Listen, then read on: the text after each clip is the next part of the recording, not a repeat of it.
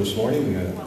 First of all, I'll just give you a couple of heads up issues, normal housekeeping issues, and that is that there will be copies of the material posted to the AMO website after the conference, and also that registered delegates will receive a conference proceedings as soon as possible after the conference, so if you wish to refer it, there's no handouts today as such. And with that, it's my pleasure to welcome you today to today's session, MPAC and Assessment Policy. My name is Ron Holman. I'm the Mayor of the Township of Rideau Lakes and a member of the Board of Directors of the Association of Municipalities of Ontario. Property taxes and property assessment are the cornerstones of municipal finance in Ontario.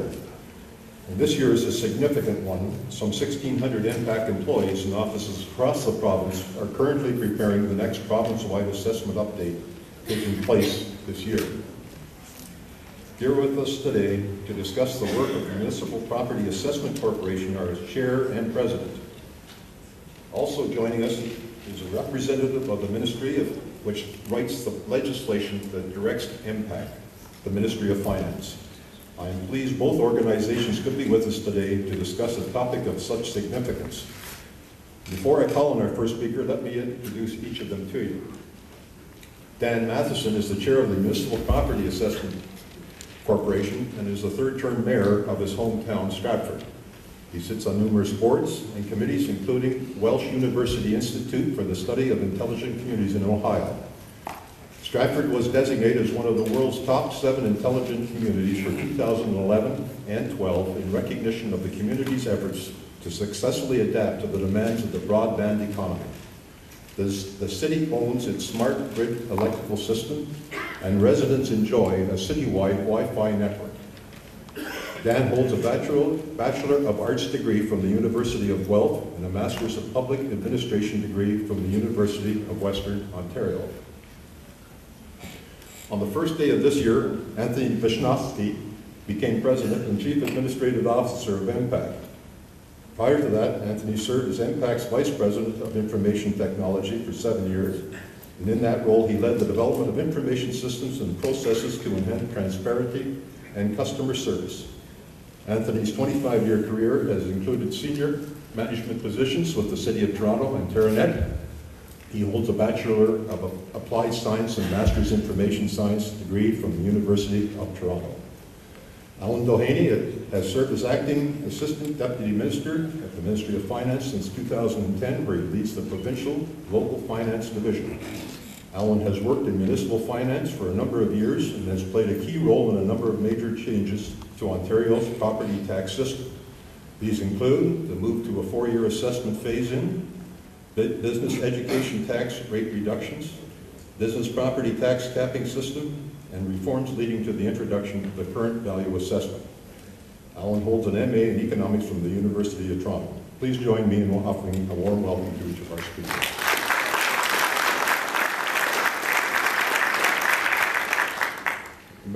Delegates, time permitting, we will have time for questions at the end of the session. I'm sure there's going to be some questions in the audience with the representation this year today. So with that, we'll get the session underway, and I would like to now call on Dan Matheson, please.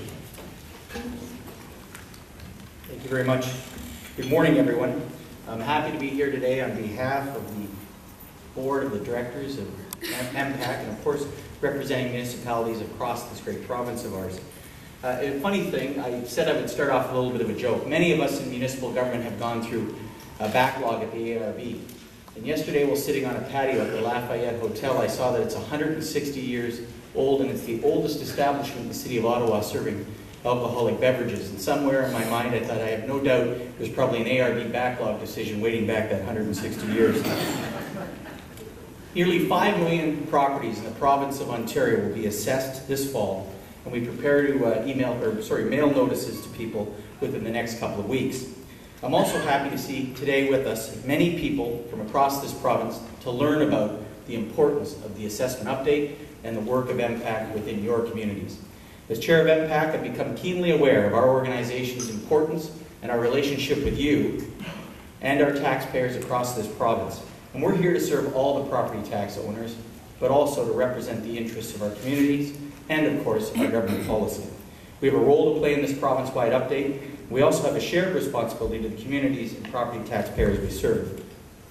What I'd like to do is welcome today, joining with me, our various members of our board. And first and foremost, I'd like to call upon, just to be recognized as I say your name, please stand, our Vice Chair of the Board, our Provincial Representative David Sederington, our municipal representatives joining us on the board, Bob Kilger, the Mayor of Cornwall, Doug Nadarozny, the Chief Administrative Officer of Greater Sudbury, Jim Wilson, the CAO for the County of Haliburton, John Scorbahas, CAO of the Town of Innisfil, Ken Hughes, Deputy Treasurer for the City of Ottawa, our taxpayer representatives, Alf Chaitin, President of Tweedsmuir Green Power Corp, Victor Fume, Principal of Fume Brothers Custom Homes, and Deborah Marshall, Vice President of Robert Thomas Estate Vineyards.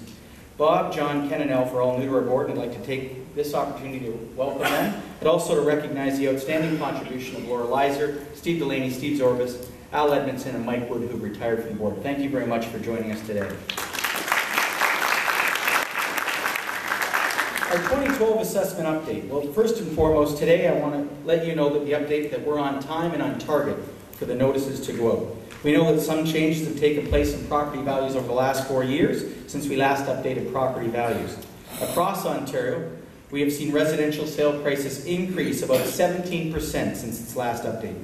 Here in Ottawa and in Toronto and in many communities across Northern Ontario, we've seen average residential sale prices increase by as much as 24%. On the flip side, some other southwestern Ontario communities have seen no increase at all in average residential sale prices. Our preparation for this update have included, first and foremost, we want to help property taxpayers better understand how the system works. What needs to be understood most importantly is that an increase in assessment does not automatically translate into a property tax increase. Now, I'll be quite frank with all of you, I'm an elected official. I know it's easy for us when somebody calls up after we set our tax rates for the year to say, well, did your assessment go up? And they say yes. And they say, wow, those damn buggers at MPAC got you. Let's be honest with the taxpayers of Ontario. We set the rates, and it's our job whether the rates increase or not. The assessment is really reflecting true market value. Secondly, we want to make it possible and easy for property taxpayers to confirm their assessment is accurate. Third, if a property owner feels that we've made an error, we want to make it easy and straightforward process to correct it.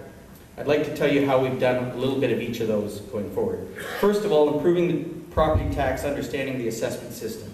Almost everyone who owns a property is aware at some level what's going on in the real estate market. An important part of our process is to establish property assessment, is to follow and evaluate property sales in Ontario. We've been more proactive this year in talking about the market trends in Ontario with a good goal to underscore the link between the assessments we will be delivering in September and the sales prices being generated in the marketplace. We've been more proactive in talking about the market trends in Ontario, and in doing so, we released MPAC's first market snapshot report from our Chief Assessor, Larry Hummel. The report shared residential sales price trends for Ontario, as well as a number of areas across the province. In addition to highlighting the residential sales price changes between 2008 and 2012, valuation dates, the report also highlighted the role of assessment in determining property taxes. The audience for this report was ultimately the property taxpayer.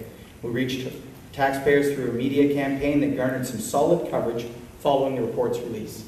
As a result, we're hoping that when property taxpayers get their property assessment notice this fall, it will confirm what they already knew and what has happened in the real estate in their area. And as a result, as well, we believe that this will lead to higher awareness for you, our stakeholders. This fall, we'll also continue to meet with property taxpayers and stakeholders to answer questions about assessment, whether it takes place at an individual level, in larger groups, or at your municipal councils. This outreach includes planning and explaining our role, as well as the new assessment's 4-year cycle and how the phase-in program works. We're looking at taking advantage of our channels for sharing information this fall. Our website was relaunched earlier this year, and we'll be adding new features to support the update, including videos and more detailed information about assessments or how they're calculated. The information we can provide will better understanding of how MPAC and the assessment are all about, and better the property taxpayer experience will be this fall when they receive their notice. We want to make sure, though, also that we confirm the assessment is right. Once the property assessment notice is in hand, we want to make it easy for property taxpayers to do that. As many of you know in this room, or already know, I'm a firm believer in technology and its application in the public sector. For example, the City of Stratford, we implemented a number of technology-based incentives that helped us deliver and be recognized as a top 7 community for 2011 and 12. And I believe all of us need to realize that technology is going to permeate forward, and the assessment of your property should be no different. So our website, About My Property, we're using technology in a variety of ways, not least of which to enhance the property taxpayer experience. One of the initiatives I'm most excited about is the About My Property launch. It's an online application we launched back in 2008, and we've updated continuously. It allows taxpayers to find their home, look at detailed information about their property, compare their assessment to other homes in their neighborhood, or right across the municipality. About My Property 2.0 will be released this fall with a totally new look and navigation. There'll be new mapping, which will make it easier for property owners to find homes, including photos and detailed information that they want to compare to. We are also bringing a more robust About My Property experience to our non-residential property taxpayers. In short, it'll be light years ahead of its current version. Many organizations face challenges in the protection of personal information. With the advantages of internet technology, we are now in a position to share our services and information in a very transparent way, meeting the requirements and recommendations of not only the Auditor General, but the Ombudsman in the past. Protection of privacy was a key factor in how we developed About My Property. We used the Information Privacy Commissioner's concept of privacy by design as part of our development to ensure full protection of all personal information. For those who aren't familiar with privacy by design, it is a set of best practices developed by the Ontario's Information Privacy Commissioner. We also applied the IPC's privacy and cloud principles to About My Property's design. We're confident that we've done due diligence in protecting the privacy of information. We are charged with maintaining, and we're happy to be recognized by the Privacy Commissioner's Office as an ambassador and best practice in this field. This year, with the improvements we've made, as well as the targeted outreach program to promote About My Property, we expect we will see many more property owners visiting the site to learn about their assessment and look about how to file, or how they fit into the rest of their community. They'll even be able to file their R4R online. To reach those without internet access at home, we're making About My Property available at municipal offices, public libraries, and Service Ontario kiosks and centres. Another initiative involving technology that is particularly important for us at MPAC as we assess over 5 million properties is the implementation of a new computer-assisted mass appraisal system for business properties. This new platform will allow us to have an integrated system to value business properties using the cost, sales, and approach systems to value. A critical step to streamlining our processes and finding efficiencies within our operations for you, the people that pay the over $200 million to operate our service. Assessment accuracy is fundamental as well to ensuring that everyone pays their fair share for property taxes and to build and maintain trust in our system. But it's also true that when you assess nearly 5 million properties, errors can be made. We're human, we're not the federal or provincial government. In ways of which we can handle these errors, that is arguably the most important element to a property tax experience. We continue to make improvements in this area each and every year. We are committed to improving how we interact with property taxpayers who have a concern about their assessment. For example, as I said, About My Property provides taxpayers with the option of filing their R4R easily online, as well as to check the accuracy of the data we have on file for their home. We have expanded the capabilities of this application to allow property owners to self-report changes to their property. Of course, we fact-check them as well. We also are working to ensure taxpayers have access to information they need as they prepare for an assessment review board hearing. As you know, the residential property owners are required to file an R4R with us before they can file an appeal with the ARB. We are also working to make sure we improve that experience by providing taxpayers with updates on the progress that we're making with their review. So to sum it up, we're focusing on helping property taxpayers better understand their assessment and our role in the process. Property taxpayers will soon have the new About My Property tool available to them, as they can easily check their assessment and make sure it's accurate. And most importantly, it's our commitment as an organization to work with property taxpayers to correct any errors that are made. We believe that will help the staff within your municipalities to better deal with the workflow. As a result, I believe that we're in a better position than ever before to ensure the experience in the province-wide assessment update is more positive than it has been in the past. The mutual benefits that will flow from this are critically important as a part of our system here in Ontario for the relationship we have with your municipalities. The information that we exchange and our ability to carry out that exchange in an efficient manner are key trends and successes of the system. Technology can help in this area. Strong relationships and successful partnerships are also maintained and built through trust and face-to-face meetings with not only your staff, but also at the AMO and provincial level. Our Municipal Relations Group meets with you and your staff regularly throughout the year to answer the questions and provide updates. In support of this year's mailing nearly 5 million notices, this group has ramped up the outreach to share the information on their initiatives and delivery options and timelines. I would like to take this opportunity to share some information with you on our assessment growth update. Even in an assessment update year, we have not lessened our focus on adding assessment growth to the municipal rolls. With an update to deliver, there are competing priorities we must deal with as an organization. I am proud to say that the additional pressure we place this year, we are projected to add almost $23.5 billion of new assessment, and with this in the last 2 year totals of 2011 and 12, we'll have added $80 billion in new assessment to the rolls in the province of Ontario. What is important to note is that this does not include new assessments arising from severances nor year-end changes. It is also does not account for assessment growth eligible for payment in lieu. This is a result of our continued field work in communities across the province and the successful completion of inspection and property data reviews. The work we have done in support of creating a more streamlined process for the exchange of building permit information has helped to support this work here, and I will look forward in the years ahead to seeing that streamlined even more so it's seamless in its flow of information back and forth. Approximately 85% of all municipal building permits received by MPAC are now provided in a standardized electronic format, a recommendation from the Auditor General. This gives us more timely notification for changes in municipalities that will help trigger our own work to collect data, conduct inspections where necessary, and process supplementary and omitted assessments. I know from my own experiences how important added assessment are to municipalities working to balance their budgets and provide necessary services to their citizens. This is equally important from MPAC's perspective. We serve the same property taxpayer and are committed to producing the most accurate and timely assessment. We are the largest single assessment jurisdiction in the world. We're recognized as world leaders, but in our own province, we struggle to get our own stakeholders to understand that we work very well, and we will continue to do so and are committed to proving our excellence. When I spoke at last year's conference, I introduced Anthony Wisnowski, our new president and CAO. Since then, many of you may have had the chance to meet Anthony. He has been on the road for much of this past year, visiting MPAC offices, local municipalities, as well as conferences and trade shows. I am excited about the work that we are doing at MPAC. Anthony has delivered a new 4-year strategic plan for the organization, which you'll hear more about in the coming months. In closing, with the delivery of the nearly 5 million property assessment notices set to begin in just a few weeks, I believe we are in a better position than ever before to deliver the best possible assessments to the Ontario property taxpayers and our municipalities.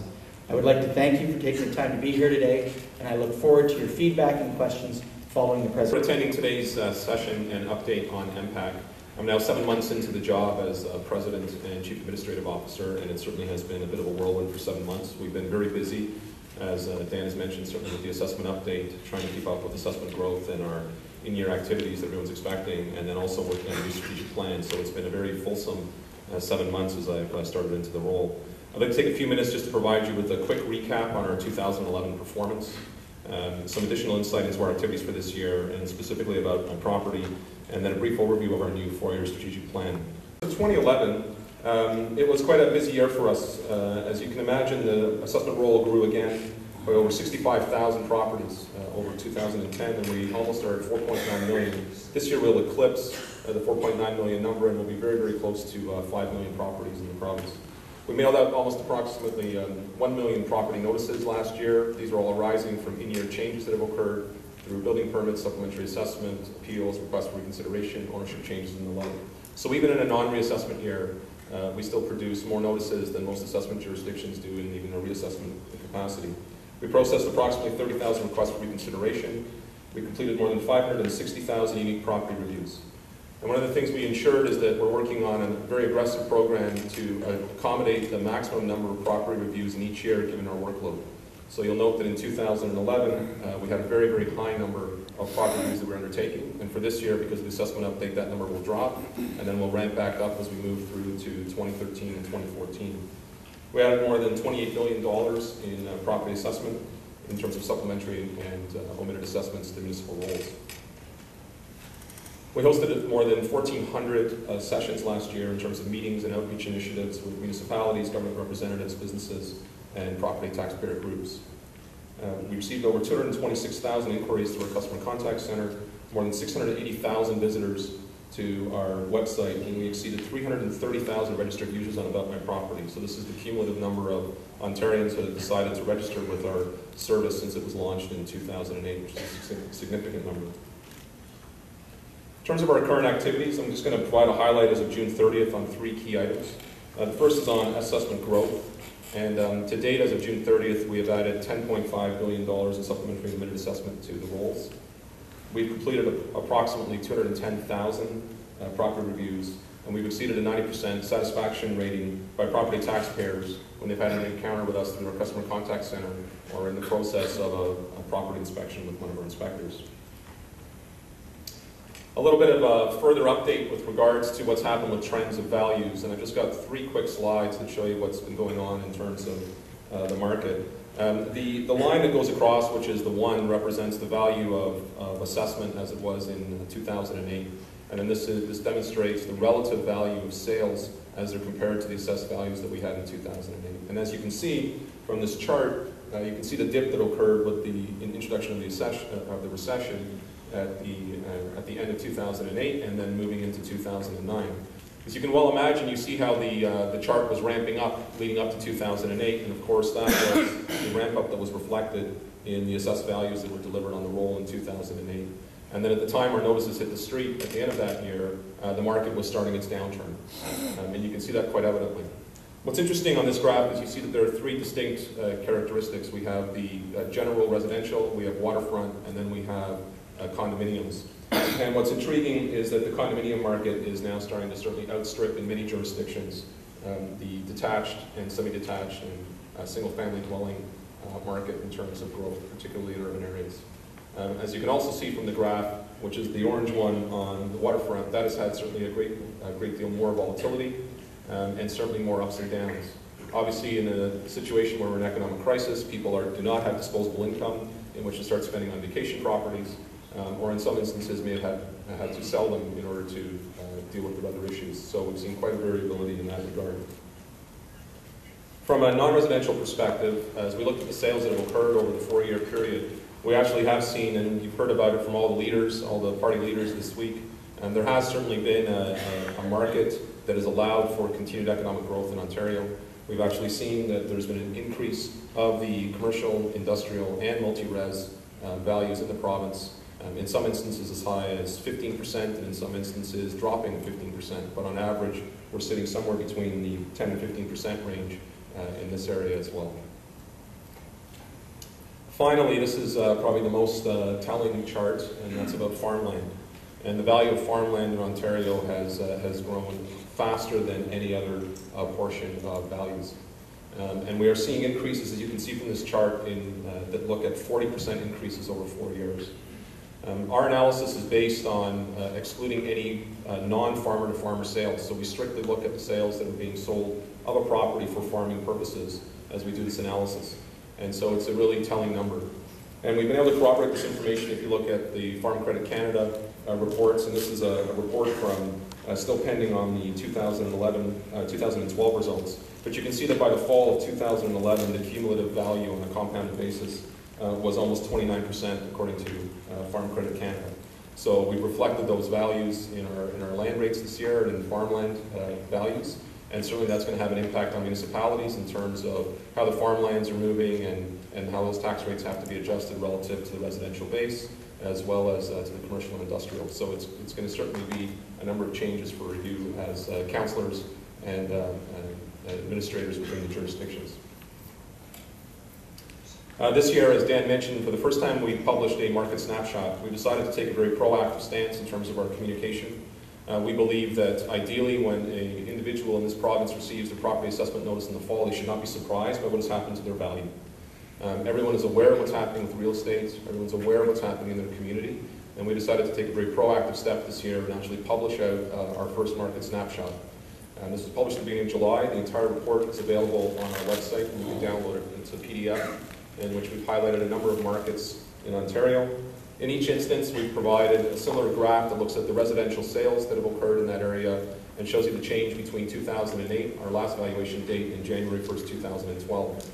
In each instance, we've asked for some commentary, in most cases from the local real estate association, and so we actually have a narrative that describes what have been the conditions that have contributed to that change in value. So I certainly encourage all of you to take the opportunity to go up to our website, download this PDF, and certainly have it as reference. We tried to represent a very broad cross-section of the entire province for you as well. This fall, as Dan has mentioned, in every single one of our notices, people will be receiving a buck slip about my property. And we've tagged it, your property, our assessment. Know more about it. And we think that's really what the story is about. People have to understand that, first of all, it is about the individual's property. If we don't have the property correct, then we need to get that property information correct. After that, the person has to become aware of how we assess the property, and then be able to compare that to ensure that there's uniformity and equity in the way we compare their property to others in the province. I'm going to walk you through a series of screenshots of what the application is going to look like. And in fact, this is currently in beta test with our internal staff, and we've been doing a number of usability assessments on it to ensure that it is easy to use for taxpayers. We've been designated as a Privacy by Design organizational ambassador. And what that means for us as an organization is that in order to qualify as an organizational ambassador, it means that we've adopted the principles of privacy by design, not just on a project basis, but actually in every aspect of our operation as an organization. And so we think that's a very important thing for us as we are the safeguard of the data that we collect. And as the IPC identifies, it's really a gold standard in best practices as it relates to privacy. So at this point, I'd like to turn our attention to the new strategic plan for the organization. When we started back on this actually last June, we wanted to ask ourselves, what do we as employees, what do the stakeholders, and what does the board want to see that we're going to be doing by the end of 2016, and what will MPAC really be at that point? We held a series of internal Partners in Excellence sessions. These were seminars where we had approximately 200 employees participate. Some of them were managers, some of them were individual contributors. We had union people, we had executive. We all went through the session where we collected up information in which we looked at the strengths, weaknesses, opportunities, and threats to the organization. We looked at what were the external items that were affecting us politically, economically, socially, technologically. We also then started to look at what do we want to change as we move forward. We then, in the beginning of this year, we actually conducted a similar exercise inviting 42 stakeholders. So this was a broad cross-section of municipal stakeholders, industry stakeholders, academia, and ministries to participate. That took part in January, and then we had a similar session with our board. We then layered on top of that our risk assessment that we provide for an external company, and then we really considered in earnest what the Drummond report was telling us. And out of that came our new 4-year strategy. We have 8 outcomes that are planned for 2016. The first is that we want to improve public understanding and trust in MPAC's role. And we know that's going to be very hard to earn, but we think the first piece of that is going to be education and providing services like About My Property and the transparency and openness in the way we interact with individuals. We want to transform stakeholder relationships into partnerships, and that includes our relationships with municipalities. The Building Permit Express and our exchange mechanism with municipalities has been a great example of that. We can't do the building permit work without your information. We need to know when the permits have been completed in order to send our people out on the street to do inspections.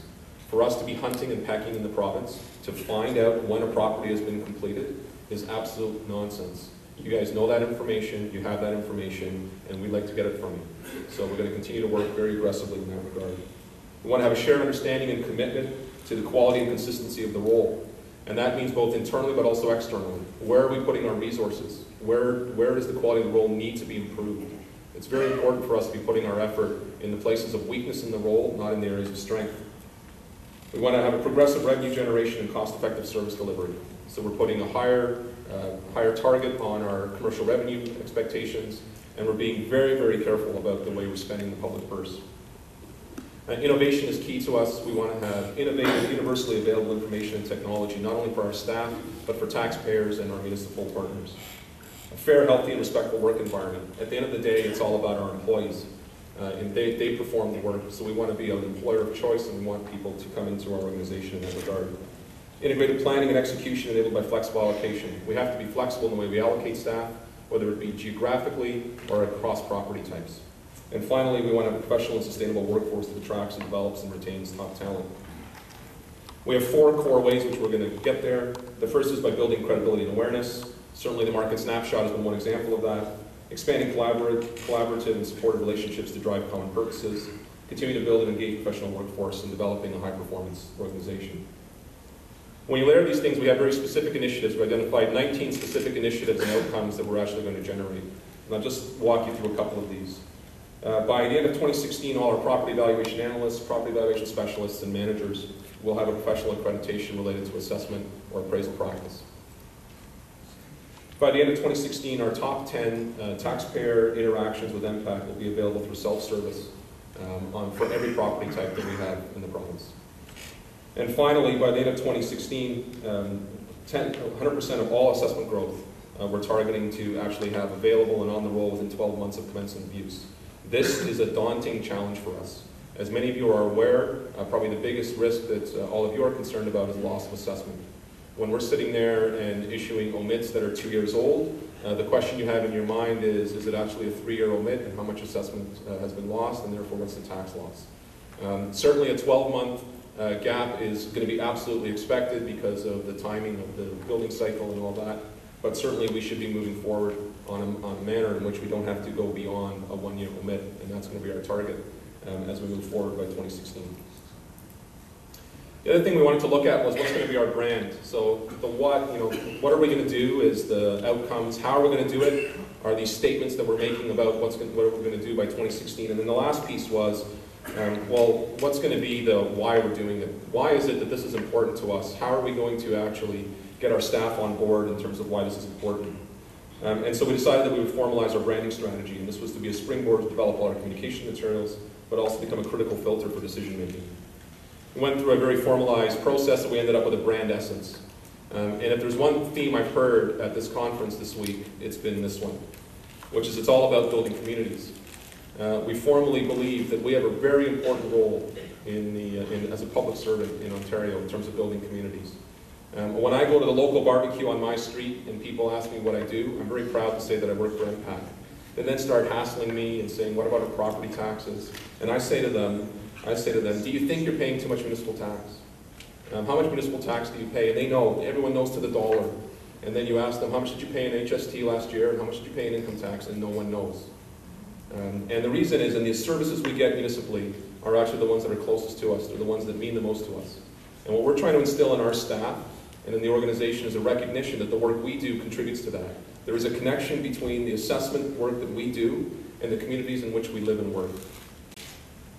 Community means that we understand that the best alliances are not bought or legislated, but rather built on openness, trust, respect, and mutual benefit. I firmly believe it allows each one of us to transform relationships into partnerships. It means that the products and services that we create and provide are born from collaboration and innovation. I look forward to continue to get to know all of you in my role as president, and I continue to look forward to working with you to serve our communities. Thank you. In terms of what our division is responsible for, it's provincial property tax policy, assessment policy and legislation. We're also responsible for the Ontario Municipal Partnership Fund and providing advice to the government on the province's fiscal relationship with municipalities. I think I probably don't need to touch too much on the reassessment process. I think Anthony has covered this off very well, but obviously this is the second reassessment process under the 4-year cycle and 4-year phase-in. And as in the last reassessment, assessment increases will be phased in over 4 years and decreases will be implemented immediately. In terms of the ministry's role, the property tax policy parameters will be, once the assessment data is finalized and we have an opportunity to review that, the Minister of Finance will be communicating the annual decisions related to property tax policy issues. So these include the tax rate flexibility decision. So this is that relates to the rules around how business and residential properties are taxed, and the relationship between the two. So and whether or not municipalities, how much flexibility they will have in avoiding shifts, property tax shifts between classes. There's also something some of you may be familiar with, which is the levy restriction, and this relates to cases where municipalities, and there's a fairly small number in this situation where they have very high business tax rates, and it relates to whether or not they're able to implement tax increases for those properties. So there's some special rules there, and those are usually updated at this time in the process. So the other set of decisions will relate to education taxes. The province currently collects about over $6 million, which goes to school boards to support elementary and secondary education, and the Minister of Finance sets those tax rates. We are aware that municipalities need to receive the information about those tax rates so they can plan their municipal tax rates. So I actually have a fairly lengthy set of slides, but I'm going to try to whip through it pretty quickly because I know you probably want to get on to questions from the real stars of the show from MPAC. Just a little bit about business tax capping. So in addition to the assessment phase-in that applies to both residential and business properties also have a system of capping and clawback for business properties. And this is municipalities have raised concerns about this system. And so we've received quite a bit of input and advice on this program over the years. And I just would like to say that we have made some progress, and where in 2007, the province announced a plan to reduce high BET taxes. On the residential side, you may be aware that there's a single tax rate that applies to all properties. On the business education tax side, there is different rates in different parts of the province that reflect really the assessment and education tax policy decisions that were in place when the province took over setting those rates back in '98. And in 2007, the government announced a plan to address the highest rates, and a lot of progress has been made. We're just 2 years left in the phase-in, and the government did decide in the last budget to freeze the plan, but I wanted to point out the progress that had been made. So about $200 million a year in reduced business education taxes, and in terms of tax rates, that's the highest BET rates have been cut by more than 50%, and on average they were cut by 28%.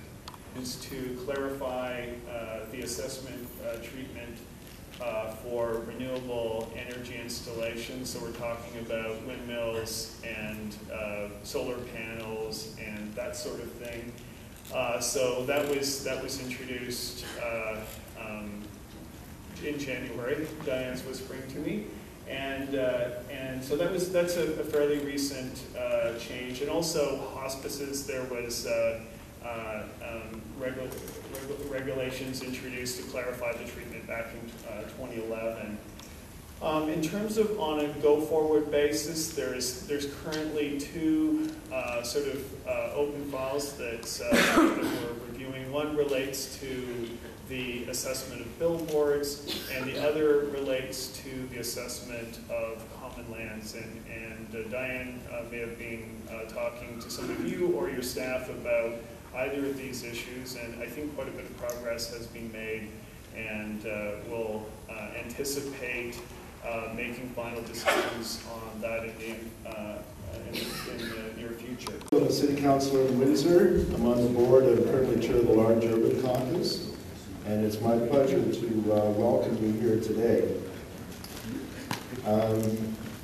The presentation materials will be accessible on the AMO website after the conference. The municipality spent $3.5 billion to deliver policing services across the province.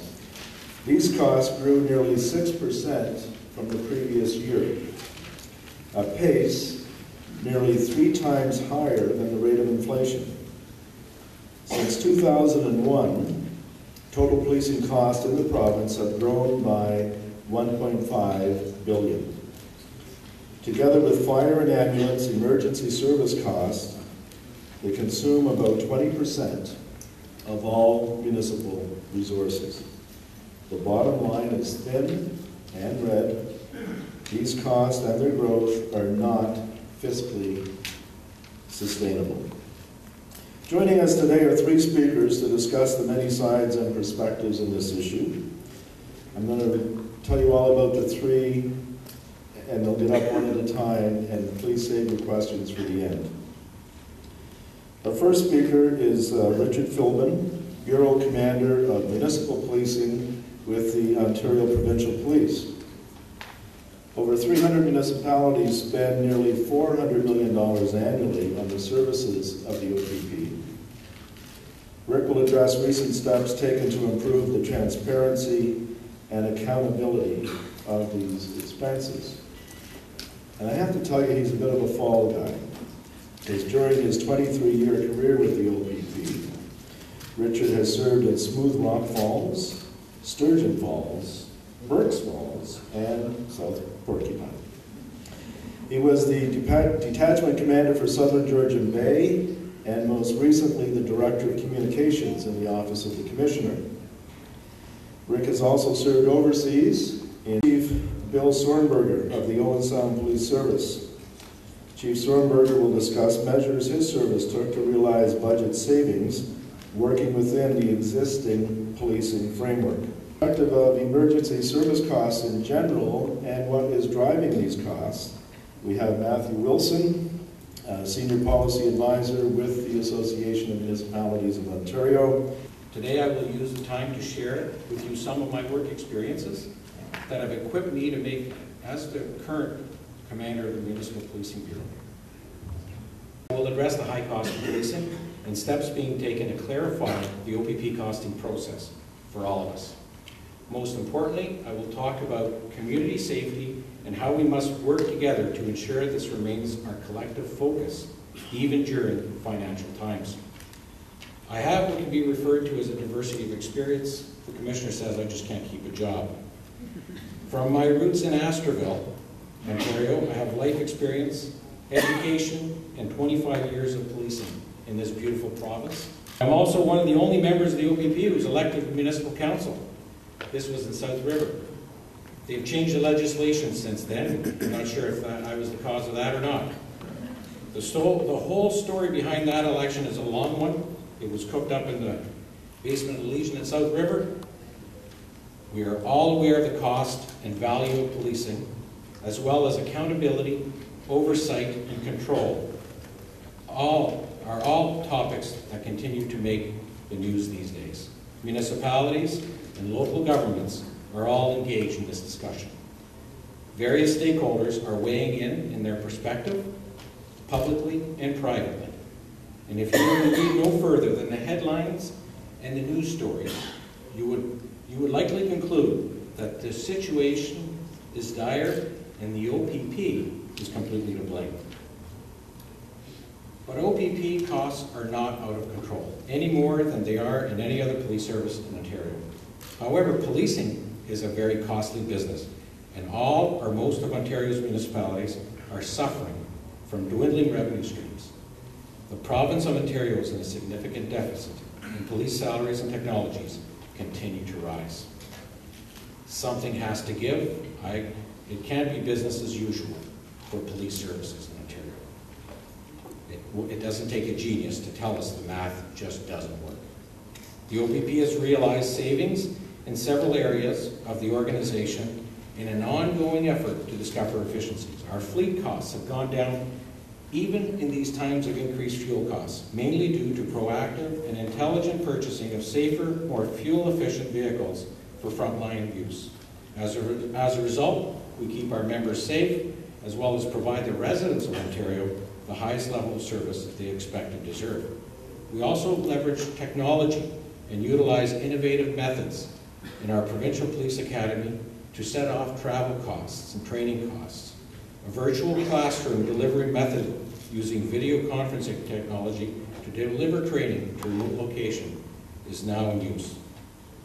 The approach is very well received, and work is underway to expand the use of virtual classroom delivery systems. We are also using increased partnerships with the Ontario Police College, Corrections Services Canada, and other agencies to provide training alternatives and resource sharing opportunities. These are just a few of the examples of cost savings that have been achieved and that will be passed on to municipalities that are policed by the OPP. The OPP has a responsibility to make sure our people are communicating effectively with municipalities regarding our funding and our staffing formulas. Our commissioner has gone on record to say that the OPP hasn't done as well as we should have in the past. We are committed to increase the clarity and transparency of our communications in that regard. In February of 2012, we signed on to terms of reference for a project team co-chaired by the AMO and our ministry. This project team has been dedicated to improving the transparency and accountability of information about cost recovery for OPP municipal services. At the same time, we in the OPP continue to strengthen our relationships with our municipal partners during the process. If we are to explore other options, other costing options, I owe to you, our partners, the understanding of our costing process. The AMO Ministry project team has delivered on those terms of reference, and they are as follows. Recognizing municipality as partners in the delivery of policing services. Strengthening communication between the OPP and municipal partners. Improving the transparency and accountability of policies by the OPP. Clarification of framework and elements of the deployment of our staff. Identifying opportunities for municipalities to contain and or reduce policing costs.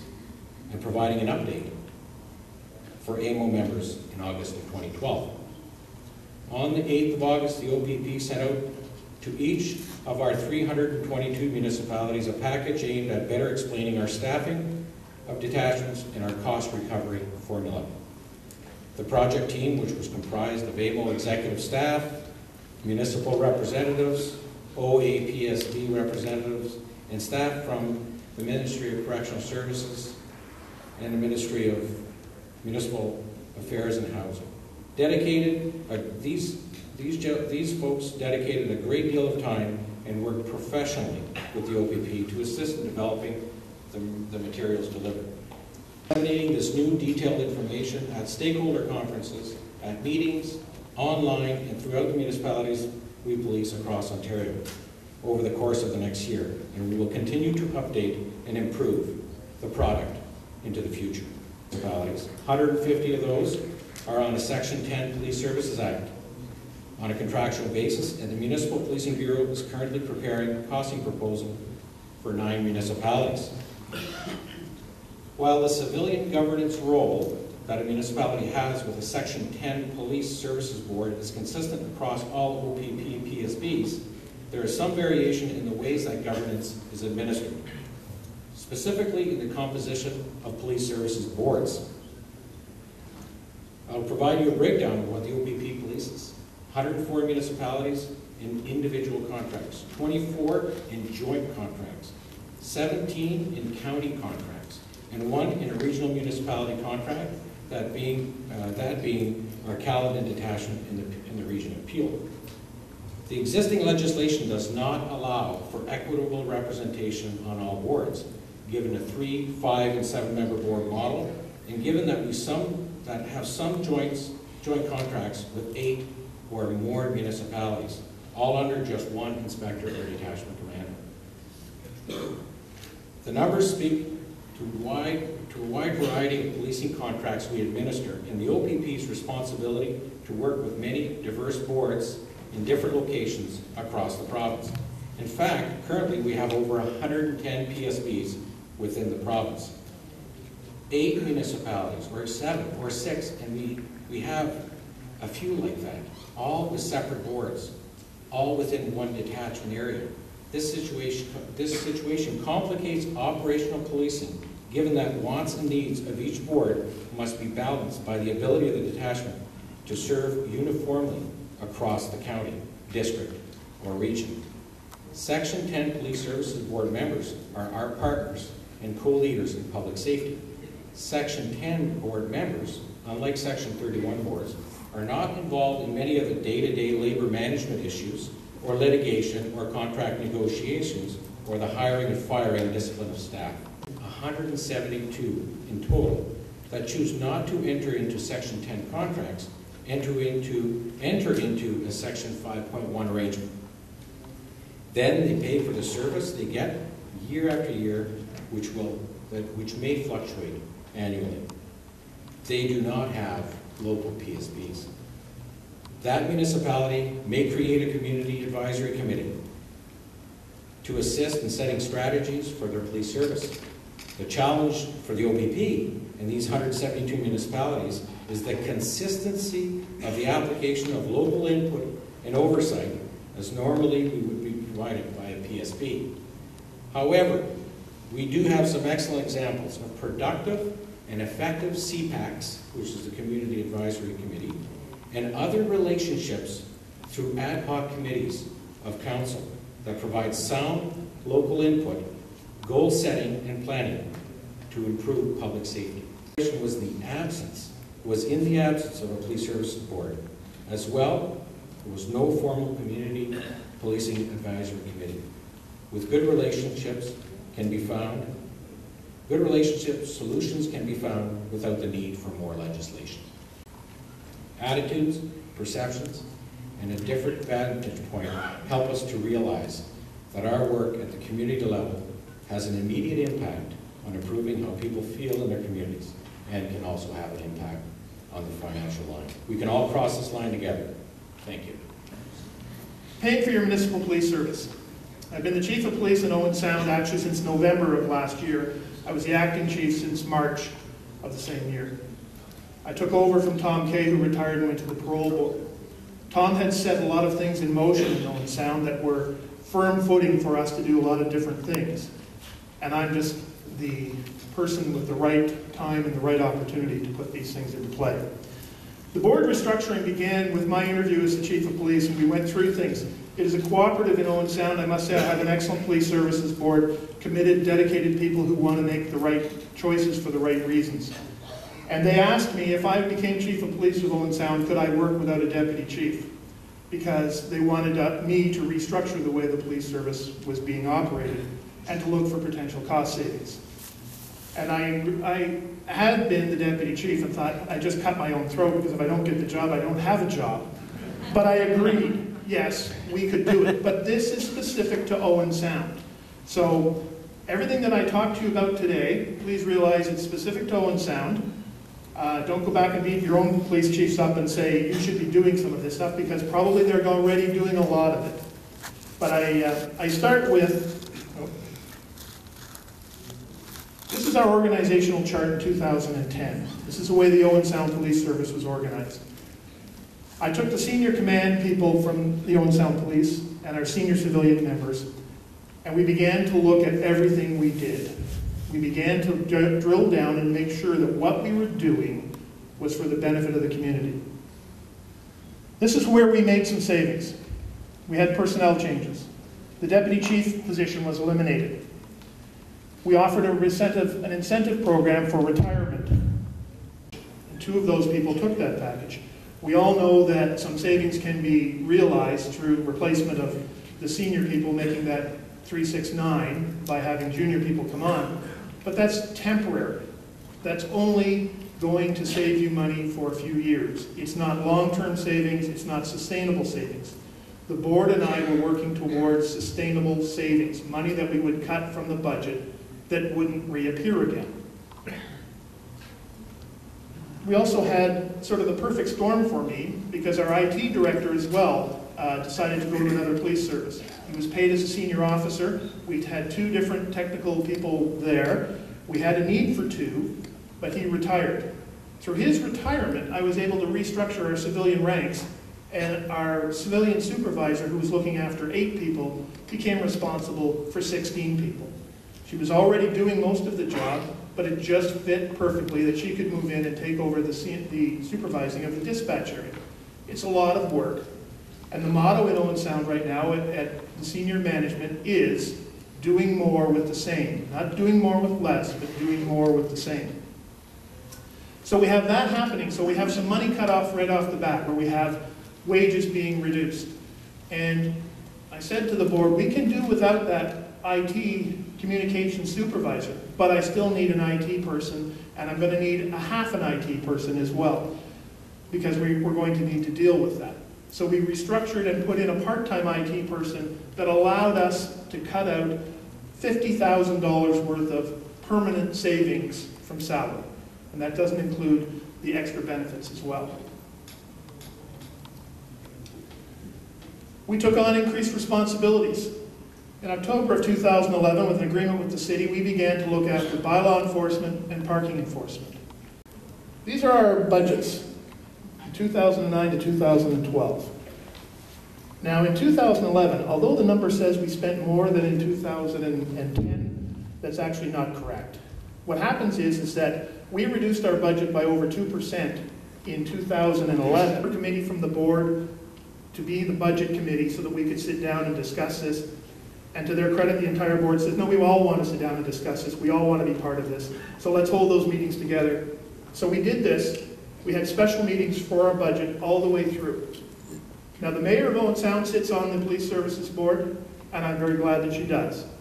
I'm not saying that because she's here, but because if I'm spending that much of your budget, you better know about it. So that's a very important thing. We presented it to them and presented it, and then when it was finally ready to go and approved by them, we presented it to the city. The city worked on a different timeline than we did, but we managed to get the 2 meshed together. I commenced an internal audit into the police service, which is still ongoing today, but it's who does what. And we take a certain segment every 6 months and we drill down and we analyze what we're doing. Our first segment that we looked was at training. As a municipal service that has to send people away because you can't afford as a smaller service. Now I've got 40 sworn officers, 18 full-time civilians, and a whole mess of part-time people to fill in. You have to be able to train effectively and efficiently. Training is a huge part of the budget. We were able to lower our training budget and increase our training. We reduced it by $15,000, which doesn't sound like a lot of money. But when you've got a $60,000 training budget and you reduce it by that much, that's pretty significant. And trained 11 officers for the cost it would have sent me to send 1 down to OPC. That's huge savings again. There's some of them are soft dollars, but there's still a savings there to be had. Our Blackberries, something as simple as a Blackberry. We had a look at that and we realized that our service agreements, we were paying way too much for what we were getting. We expanded the use of the Blackberry service, but cut the program down a little bit, and we're saving a fortune there, but expanding the use of it. It's all in just the way you look at it. And if you don't look at these things, and you just sign up again year after year, you're going to pay too much. And unfortunately, you have to take the time to look at every aspect of these things. And in a smaller service, I'm the guy who has to take a look at all of these things. So they fill in. If there's a grant proposal to be written, the inspectors write the grant proposal. Or that used to fall to me as a deputy chief, or would fall to that position. We have outlined this chart. We have drilled down. We have looked at it. We have analyzed it. We've presented it to the board. It continues to work for us. But we continue to look at every aspect of it. This isn't something where you set it and forget it. It's that Ron Popeil pocket fisherman. You don't set it and forget it. You have a look at it all the time. So again, not doing more with less. We never impacted our boots on the ground. We never impacted what the community would expect. When you pick up that phone and called 911, or you just called our regular number and you wanted to see a policeman there, the policeman showed up. So we didn't impact anything there. We impacted in the administration of the police service, where we could make the most amount of cuts, most amount of effective business decisions without impacting on the community. And in fact now, the community sees even more of us again when we use the parking enforcement, when we use the bylaw enforcement. They think the police are there, they're everywhere. We do what's called third-party criminal record checks. We don't do a lot of them, but they are a source of revenue. There's also the property auctions. Compliance reports are those that are like a 48-hour report. Your headlight is burnt out. We give you a ticket for that. You come into the police station, you pay $20 and show that the headlight is fixed, and it's all worked out, which is all legal. It's not extortion. And you show your headlight's been fixed, and then you go on your merry way. And we reap the $20 from that. And of course, the sale of occurrences and things like that. So that's the board account. We decided that the board reserves would be able to fund 2/3 of our capital budget every year. Our capital budget is $150,000 a year. Our board reserve will fund $100,000 of that over the next 3 years. The reason that we use it in capital money and not operating money is that third-party criminal record checks could dry up tomorrow, and your capital expenses can be sometimes pared down. So it doesn't have the same impact of going to the city and saying, we don't have $100,000 for operating. This is a different case of saying we don't have that in capital, what can we cut? So that's why we keep it in the capital side. We wanted to expand that. So in 2011, you can't go much further from Owen Sound to Pembroke to do dispatching, but we do it. It's a process that the OPP have, in fact, have expertise in and have done very well for a very long time. And we just took a page from their book. And we looked at where else could we do this. Well, that resulted in over $90,000 in operating money for me, because that is a contract that I've got signed for them. So I can reduce my budget by $90,000 by what they're paying. So we have raised, through grants, through all of the revenue sources that we have over this year, coming into 2013, $1 million. That's $1 million that the taxpayer doesn't pay for, that is secured through contract, that won't go away so we can operate our police service. In my presentation, I'm going to broaden us out a little bit, include some of the other emergency services, including fire and ambulance. And then I'm going to bring it back into policing and give you an update on some of the activities that are currently underway with respect to policing costs. Costs, as you all know, are rising faster than the rate of inflation. They're rising faster than the rate of other municipal costs and services.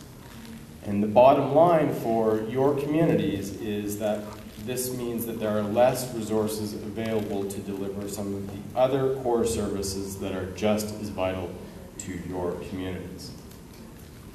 If we, it's advancing a little quickly here. If we take a look at the total cost of emergency services when we compare it to total municipal expenditures, we can see that fire, police, and EMS consume $6.2 billion, that's in 2010, or just shy of 20% of your total resources. In communities, those numbers vary considerably. This is based on total annual municipal expenditures of $36.7 billion. The largest share of these costs are employee wages and benefits, which totals approximately $4.6 billion, or about 75% of total expenditures. In some communities, that number is upwards of 89%. So it is not necessarily police cars, fire trucks, or ambulances themselves which are driving these costs, but it is the total cost of paying those who are staffing those vehicles. If we look at all of the services combined, you'll see what the growth rate has been in the last 9 years. So the number at the bottom of the screen, has a mind of its own here.